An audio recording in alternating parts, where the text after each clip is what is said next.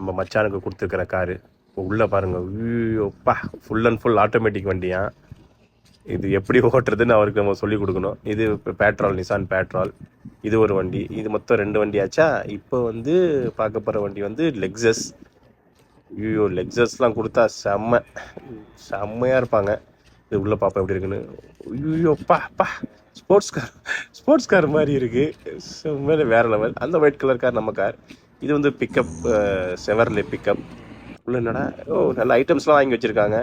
சொல்ல மறந்துட்டேன், அவருடைய கஃபீலு, அவருடைய டிரைவருக்காக எல்லா ஐட்டம்ஸும் வாங்கி வச்சுருக்காங்க புதுசாகவே. ஏன்னா பழைய அதான் சொல்கிறேன்ல, பழசு வந்து அவங்களுக்கு பிடிக்காது. இதுக்கு முன்னாடி ஒருத்தவங்க யூஸ் பண்ணால், ஸோ அதனால் அவங்களுக்கு வந்து பிடிக்கிறதுனால எல்லாம் புதுசு வாங்கி கொடுத்துருக்காங்க.